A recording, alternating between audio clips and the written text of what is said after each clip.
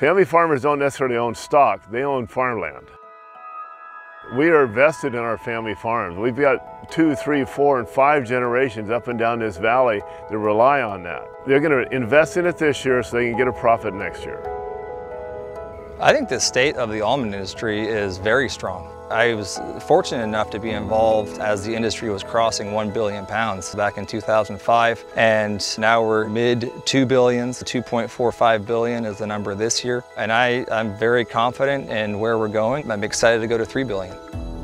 The almond industry today farms about 1.3 million acres, and we are growing at 5%, 6% a year. When we look back over the past couple of decades, in terms of the growth of the industry, it's really been largely driven by repositioning the almond in the minds of consumers globally. It's very different today.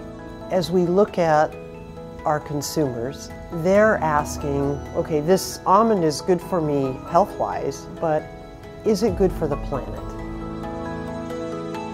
I remember being on a panel 10 years ago and everybody was talking about what's really green, and I said green's not the right color, transparency is the right non-color, because that's what people want to see. They've come to expect that about everything.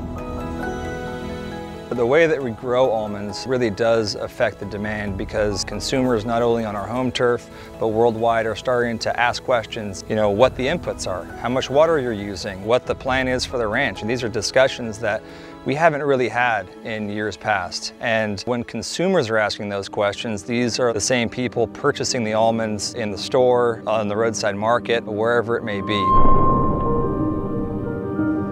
We have a big target on our back, being #1. We've earned that honor. Now we must be responsible environmentally and publicly. Our resources are finite, our challenges increase every day, regulations increase every day, and our guaranteed success won't stay guaranteed if we get comfortable. And we've got to find a way to move forward and overcome these challenges.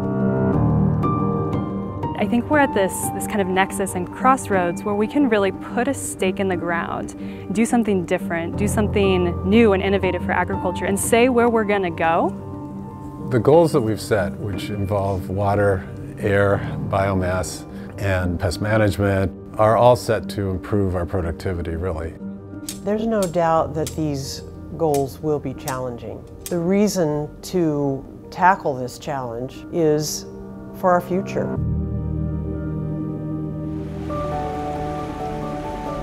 By 2025, we commit to reducing the amount of water it takes to grow a pound of almonds by 20%, reducing the amount of dust created during almond harvest by 50%. We're going to increase adoption of environmentally friendly pest management tools by 25%, and we're going to achieve zero waste in our orchard by putting everything we grow to optimal use. I think that if we don't voice where we want to go and how we want to get there, people will fill in the blanks for you. It's about documenting what we're doing and being able to quantify it, and to be able to measure and monitor the progress that we continue to make, creating a benchmark that we all can measure ourselves against. That's the secret to continuous improvement. People care. They want to know that we're being good stewards of the land that we use. It's a huge industry, and we owe it to ourselves and to our customers to be responsible.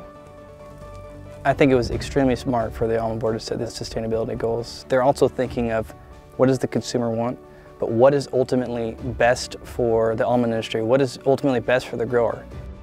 We try to be a good steward of the land by doing more with less. I think that's the big focus, and what we've been working on the last 10 years is we're trying to use less inputs, less applications, less trips into the field, obviously less water. If we can achieve those goals and find the right balance and still produce a good crop, then we win on both fronts. It's important that the almond industry continue to make improvements in the area of sustainability, both in their offices and in the fields, and that it translates to how consumers see it. The degree to which consumers can understand the full story will help the industry, and it will help us. Having these broad goals as an industry, it's such an incredible way to really kind of refocus, because we're continuously trying to get better. Ultimately, I want to work for an industry that I am proud of. I am right now, and I hope that that's always the case. I hope that in the future that the almond industry can maintain that we are the best farmers in California, that as technology changes, we change with it. As the marketplace grows, we grow with it. It's in my dreams that we get to farm for generations to come, that there will never be a time where almond trees don't flourish in California.